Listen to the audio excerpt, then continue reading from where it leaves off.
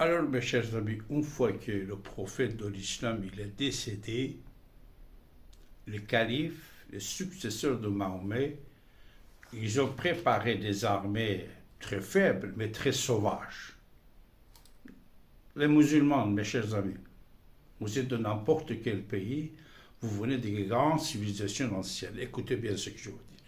Et après la mort du prophète de l'islam, ils ont attaqué les autres civilisations, les autres pays, et grâce à toutes ces guerres-là, ils ont changé la langue, la civilisation, la culture et la religion de grandes civilisations de l'époque, autour de la péninsule d'Arabie Saoudite. Alors, dans le pouvoir arabe, un conflit va commencer. C'est quoi ce conflit? Écoutez bien, la suite. Le conflit qui va commencer à l'intérieur du pouvoir arabe musulman, c'est la guerre de deux familles de Mahomet. Bani Umayya et Bani Hashim. Mahomet, il est de Bani Hashim. Et Bani Umayya, c'est son oncle. C'est son oncle. Ces deux familles-là, ils travaillaient un pour la Perse, l'autre c'est pour le Rome. Le Rome de l'époque, de l'ancien, qu'ils ont tué même Jésus, après ils disent que c'est les Juifs qui l'ont tué. N'oubliez pas, Bani Umayya, il était sous l'autorité de la Perse, et Bani Hashim, il était sous l'autorité de Rome. La Rome, qu'est-ce qu'il fait? Écoutez la suite. Il y a 100 ans, avant la création de l'islam par Mahomet, Rome, il va intervenir dans le tribu de Cyrus, Kourosh, qui s'était nommé après Quraysh. Quraysh, ça veut dire Cyrus, le roi Cyrus. Le tribu, c'était nommé au nom de roi perse, Kourosh. Alors, les Roms de l'époque, qui colonisaient une grande partie, qu'est-ce qu'ils vont faire? Ils vont venir changer la tête de pouvoir en péninsule d'Arabie Saoudite. Ils vont prendre le pouvoir de tribu Quraysh de famille Mohammed, de Bani Umayya, et ils vont donner à Bani Hashim 100 ans avant la création de l'islam. Alors 100 ans après la création de l'islam, ce changement va faire, et Bani Hashim, il va être chargé de créer une armée pour attaquer la Perse. Puisque entre la Rome et la Perse, il y avait toujours la guerre, et il utilisait les autres tribus qui étaient autour, surtout tribus sauvages arabes, dans leur combat, n'est-ce pas? Alors, 100 ans avant, M. Hashim, il va créer un mouvement secret qui est en collaboration avec les Roms. Rome, il va aider, il va armer jusqu'à Mahomet, que Mahomet va créer l'islam. La création de l'islam, comme c'est arrivé dans le Coran, verset Rome. Il y a une sourate dans le Coran, Rome.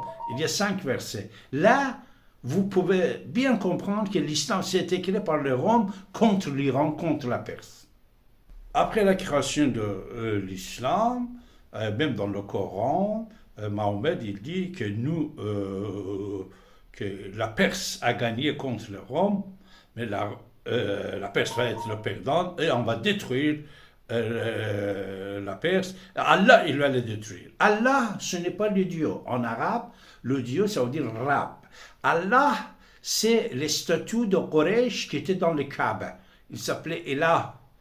Et quand il dit Al, et là, ça devient Allah avec l'article de A-L, ça devient le statut de prophète de l'islam, Mahomet. Alors, c'est Allah, il dit qu'il va détruire. Chaque fois quand Allah en parle, c'est le statut de Quraysh. Quand on dit Allahu Akbar, c'est-à-dire le statut il est le plus grand. Il faut dire Allahu Kabirun. Il faut dire qu'il est le plus grand, ça veut dire il y a le plus petit. Le conflit entre deux familles de Quraysh, de tribus de Mahomet, va commencer et va être continué même jusqu'à aujourd'hui même que nous sommes en train de parler avec vous. C'est-à-dire, au départ, c'est les califes, il y en a 4 califes qui vont prendre le pouvoir, un de ces familles Mahomet, les 3 autres ce n'est pas la famille de Mahomet, Abu Bakr, Omar, Osman, et Ali, c'est la famille de Mahomet. Et après, il aurait Bani Omayyeh. Bani Omayyeh, c'est-à-dire il va reprendre le pouvoir, c'est Abu Sufyan et tous ces partis-là, le oncle de Mahomet.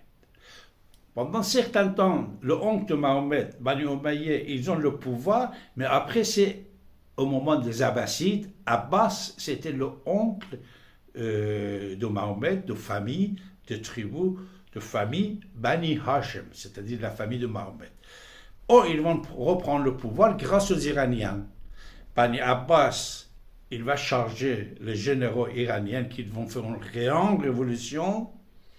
Ils vont renverser Bani Omayyeh, ils prennent le pouvoir, Bani Abbas, et ils vont rester au pouvoir, les Abbassides, pendant 5 siècles. 5 siècles de pouvoir. Mais cette guerre ne va pas finir comme ça va continuer. Et à l'intérieur des Abbassides, il y a plusieurs mouvements contestataires, chiites, on dit, ou alawites, ou sharifs, qui vont sortir. Alors actuellement, c'est très important. Écoutez bien. Écoutez très bien. Actuellement, c'est très important. Actuellement, tous les mouvements et pays qui sont en lien avec la République islamique d'Iran, des ayatollahs, qui font la guerre contre Israël, toutes ces familles-là, c'est la famille de Bani Hashim. C'est des chiites. La totalité, c'est des chiites. Alors, les chiites, il y a plusieurs tendances. Il y a chiites, 5 imams, 6 imams, 7 imams, 4 imams, 12 imams, avec les noms variés. Mais c'est des chiites. Seulement en Arabie Saoudite, vous avez Wahhabites, on dit, c'est les sunnites. Et par exemple, en Égypte, sunnites, ils ne sont pas chiites. Pourtant, il y a beaucoup de Fatimiyin, beaucoup de chiites en Égypte. Même le pouvoir n'est pas chiite. Mais par contre, au Maroc, le roi Mohammed VI, il est alavite, mais il n'est pas avec l'Iran. La Syrie, Bachar al-Assad, il est chiite, il est alavite, il est avec l'Iran.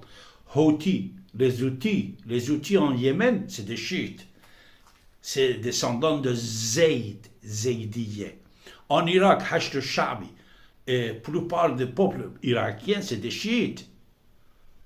Liban, Hezbollah, c'est les chiites, c'est Bani Hashim, c'est le tribu de Mahomet, c'est des chiites. Alors ils sont unis.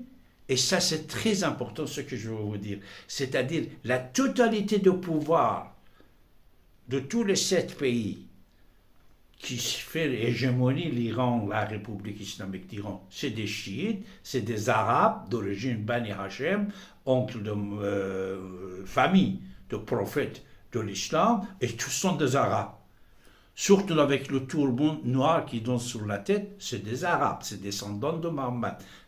Ils ne sont pas ni Syriens, ni Iraniens, ni Libanais. Hassan Nasrallah, Ali Khamenei, ce sont des Arabes.